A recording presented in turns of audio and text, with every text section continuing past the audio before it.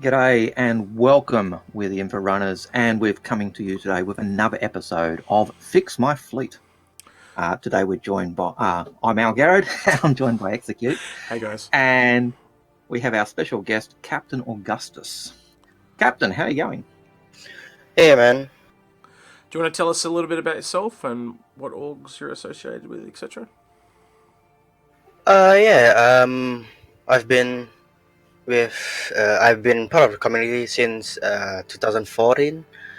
I'm affiliated with Pitchfork, Orangard, Explore, and Black Trade Network. And what types of things would you like to do in the game? Like, what's the things you want to do? Okay, I'll probably be mostly doing solo stuff, but again with Operation Pitchfork and the rest, I'll probably weekly do some flights with them or operation. One thing I would like to make a note of is I'll be mostly doing PvE. So yeah. Yep. You also mentioned combat support as one of the things, and exploration as well in the letter you sent to us. So is that still what you want to do? Combat support and exploration? Yeah, of course. What I really love is actually the flying, and exploration is just a byproduct of just flying. Right. Okay. All right. That's Yeah, good to and understand. so, yeah. All right, my first up advice is just sell your fleet, keep an Aurora, and just be one of my pilots. Yeah. There you go. Done. Dusted. Episode over. Yeah. Algared's going to need an army of people. Let's just put it that way. Leave it at that.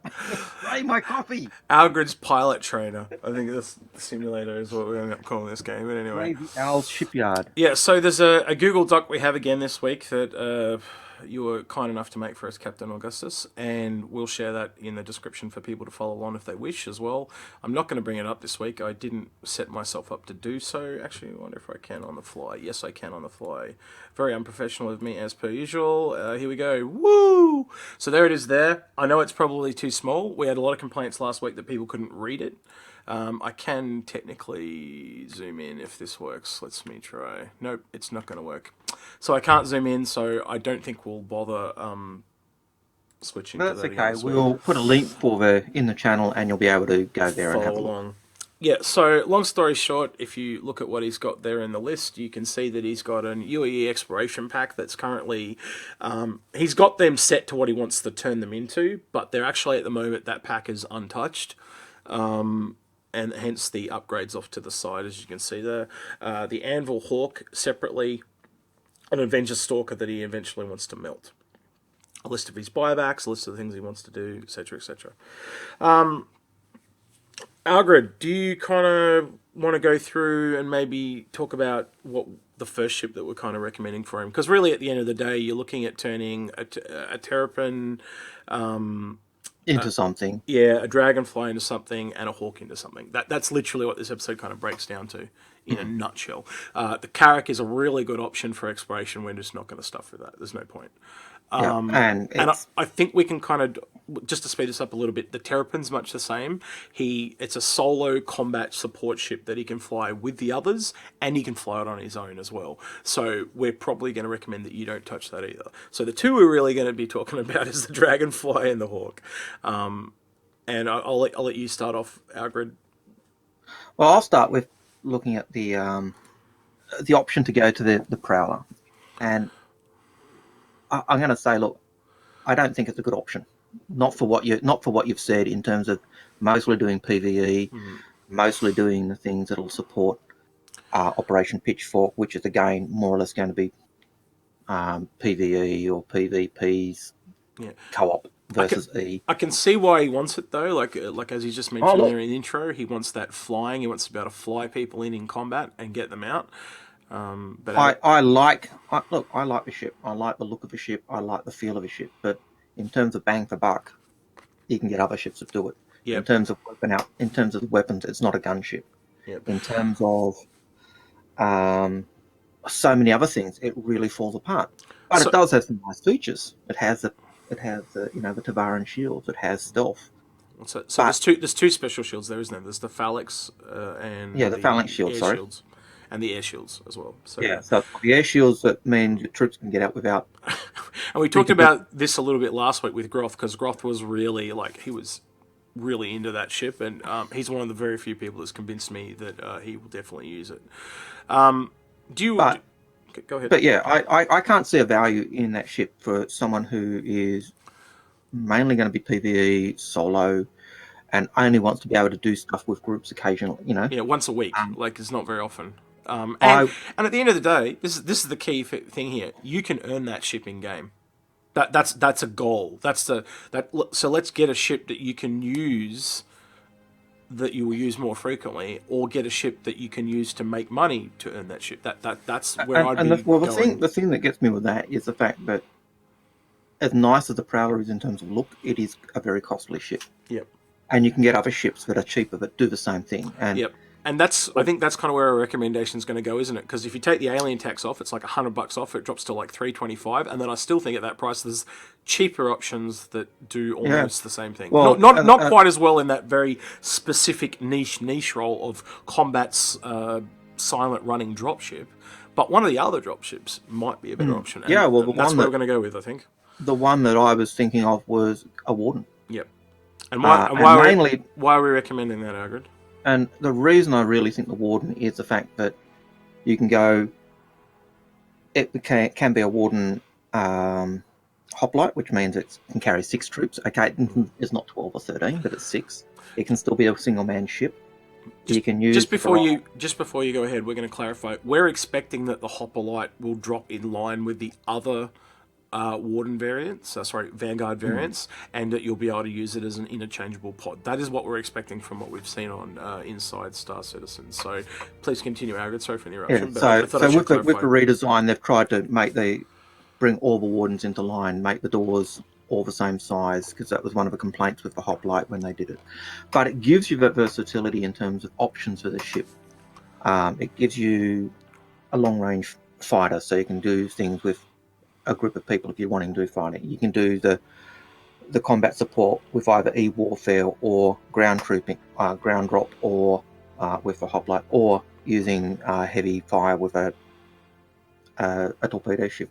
And it can carry a crap load of missiles. As we found out from C yesterday. We found out from C yesterday. The downside is that for 4 guns at the front, which I know from earlier you were saying you don't like. But I'm not a fan. It's still very strong. It's just I like my versatility, and as you said yesterday, based on things I mentioned because I was actually talking to them before the show, that ship seems to change more the pod and the inside, where most other ships change just the guns and the setup. It changes so it's flipped in a way. And in a way, I think that's stronger, but then also its drawback is its weapons are a little bit lackluster, but that's okay, because it does make it more combat support than combat, so to speak. When I compare the Warden to the Prowler, I think it has better weapon loadout than a Prowler. Yeah. So you're giving up that, like the silent running dropship is it's going to be one of the best dropships for what it does, without a question. But you're giving up that perfection, so to speak, for versatility, and you get your dropship and you get your 3 other roles as well, so it just makes it such a stronger choice, and it's almost half the price, not quite, but almost. And with that regard, I'd probably pick up the Harbinger version first, because it's got heavier armor. Yep. So it gives you that more tanky feel, which earlier you were saying that's one of the things you like to do in MMOs, be the tank or the sniper type guy. And so we talked to him before the show. He did say that. Sorry? I was just going to say we talked to him before the show, and he did concur that. So yeah. But look, the other part of it too, man, is I forgot what I was going to say. I've totally just lost what I was going to say. There was another part that you mentioned that I've forgotten. Well, let's move on to the other ship then, Algared. So if we turn one of the ships into the Warden, what do we recommend for the second ship? For the second ship, I personally would go big. I'd either go. Well, I think ideally the Endeavour's probably the best bang for buck at the moment. It's going to grow. It gives you that versatility. Again, the versatility of being able to, if you get the right parts for it, to upgrade components, to grow crops, to do cargo, to be a hospital. and the hanger module can take 2 cutlasses. We're getting a bit repetitive on this Endeavour and recommendations, but it is just in a really good place at the moment compared to everything else, especially with them locking down the CCU stuff. So you've only really got 2 recourses at the moment. Look at a ship that's going to grow and you'll make a lot of money, or look at a ship that you want. Now, you haven't specifically mentioned anything that's economic based, so basically we're leaning towards more something that'll grow or something that'll give you that support recommendation. And you also did in your list, if you read the doc, one of the top things he says is science, so it gives him science support. And I'm just looking at the list. Yeah, it is there. So the Endeavour is a really good choice for you. Also, if it does increase, you could also roll it back into something else combat-based when it grows in size. So if you get lucky, you could roll it back into a Polaris down the line and maybe and save a lot of money, hopefully. And the other option you've got, pretty good. The other option you've got is going merchantman, so giving you that merchant trading ability. Because I don't think the Mercury that you've got there as being your backup for when your carrot's out of juice, so you can do trade, is really the best option. And really, the main function of that Inforunner is, the Star-Runner is an Inforunner ship. It is basically the upgraded version of the Herald. That is fundamentally what that is, and that is not one of the professions you have mentioned. Yes, it can be a cargo, but I really think that's a secondary function, and it's not very good at cargo because it's a runner. It doesn't have the defense. You'd be better at something with like a Corsair or a Constellation if you were going down that route. And again, they're really much jack of all trades ships and not really combat or support orientated. I know you mentioned also that you're mainly soloing, so I kind of look through at other ships that you can possibly solo. Unfortunately, when it comes to solo ship, you kind of have slim pickings, and they're not really that great at the moment. There are some what we're expecting to be mid-range ships coming, but the only one we've actually seen so far, believe it or not, is actually the Star-Runner. And that makes sense as to why you want it, because it is a small crew. It is good for what it is, but I guarantee you when those other ships arrive, like say a medium miner or a medium, I guess they're Polo's one technically if you really break it down, and you do have that in your list of upgrades, and that does give you that support gameplay, so that might be something else you want to consider instead of what we're recommending here as the Endeavour. But again, if you take the Endeavour, you get your hospital, so you get your support gameplay, you get your science gameplay, and you get a whole bunch of additional stuff that you can turn that ship in and customize it to exactly what you want. So even if it doesn't roll into something more expensive, which you could also use, you are not completely stuffed. You actually have a ship that I'm pretty certain you'll use, and your org will highly value because it is so versatile, and you can customize it to suit their needs as well as your own. Yes, the Endeavour is a big ship, and it'll probably akin to the Kraken, so you might need 10 people on it, but if you're just flying it on your own, it's still something that you could use to farm in. As an example, if you just want to do stuff on your own. And you've still got your Terrapin to fall back on as well. Use it, park it in safe space, use it as a farm, use it to scan the area using the telescope, use it to upgrade components, use it as a hospital. So was that I got to go back to the Prowler, because there is another dropship that is possible, and that would be the Retaliator. Because it does have the option to drop out the missile pods and put a troop pod in. It does have living quarters. It can go into cargo, so that gives you a lot of versatility as well of doing that. But it doesn't give you science. Yeah, and it probably doesn't give you as much versatility as the Vanguard either. But it's another option. It is another option indeed.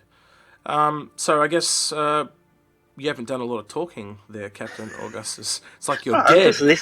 Yeah. So what are you thinking? What's going through your head, man? So tell us what you're thinking.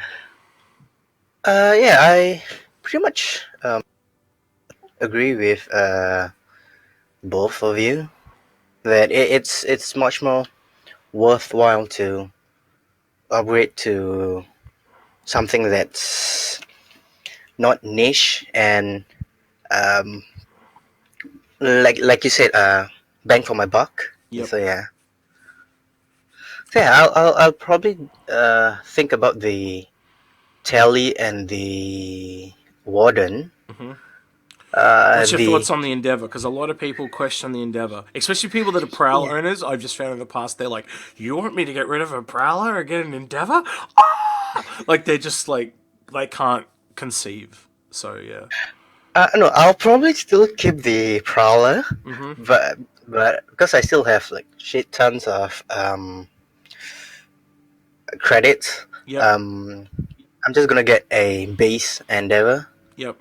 But the thing That's is, all you need. I want You don't need the upgrades. It's the same thing. Oh, I remembered what I was going to talk about the Warden, the Vanguard. You don't need the BUKs.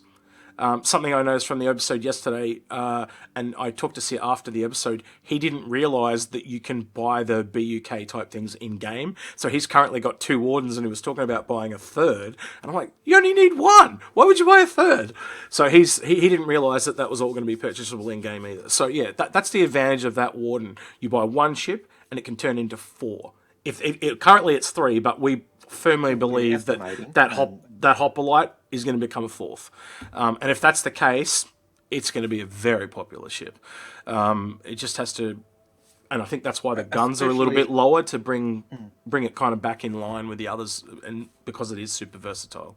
And especially when you look at the way fuel is being gimped at the moment. So and we know that's being gimped because of the way the Starfarer has lost its ability to do quantum fuel. Yep. From what we hear. So that's going to change the way in which fuel scoots work. We're told that the only ships that'll have fuel scoots will be the Aurora, the 300, and the 100 series. So that means you're going to be refueling a lot, whereas long-range fighter, lots of fuel. So you're actually looking at possibly buying another ship, so you'd actually have an Endeavour, a Prowler, and the other ones we've mentioned. Is that what you're looking at? Yeah, most probably. But the question I have for the Endeavour is just that I foresee myself to be outside of UEE space most of the time, so yeah. That's fine. So when you look at something like the Carrack, it's going to be off on its own. The Endeavour can do that very much as well because it's sit out in the black and explore stuff, and people can come to it. You can do that. The Prowler is going to be short range. It's going to basically be from atmosphere to planet type of ship. So you're going to want to have someone that can move you around with that. You can definitely move that around with your Endeavour if you have to.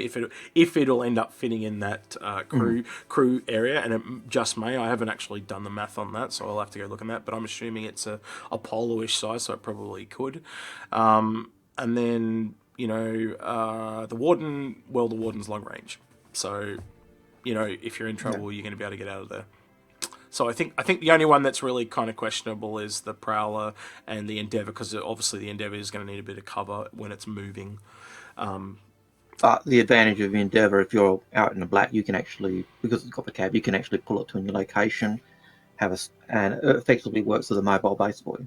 So, or a mobile point of operation. So, yeah, it's a tough choice, but it would certainly work as a hangar for the small ships in your fleet. If you've got the only one, I don't think it'd house would be the Carrack. Yeah. Okay. Sure. Yeah.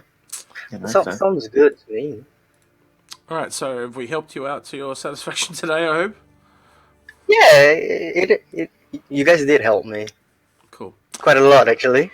Cool. All right. Well, if there's anything else we can help with you, let us know. Again, to the people watching today, if there is something that we can help you with, just jump on Discord and shoot us a message, and we'll be happy to help out. We've probably got another couple of people lined up already, but always happy to help out, even if we don't end up putting you on a show. Do you agree with what we recommended today for Mr. Captain Augustus? It does not roll off my tongue, sorry. Or do you think there are some other options that we could have given him? He has, if you actually look at the Google Doc, he's got this really big list. He's like, I want to do everything. So we had to kind of nail it down, and he definitely wants to try very many different things. The other thing I still think that the best option for him, in honesty, is just to sell everything and just work for me. Yeah, but I might also get you to add how much you've got left in credits to that Google Doc before we share it with everyone, and that way other people can probably make some other possible recommendations based off your CCUs as well. All right, so if you like this video, like this video. If you dislike this video, again, we're on Discord. He's been Algared. The voice has been Captain Augustus. I've been Execute, and we'll catch you guys next time. Take care. Say goodbye, August. Thank you. See ya.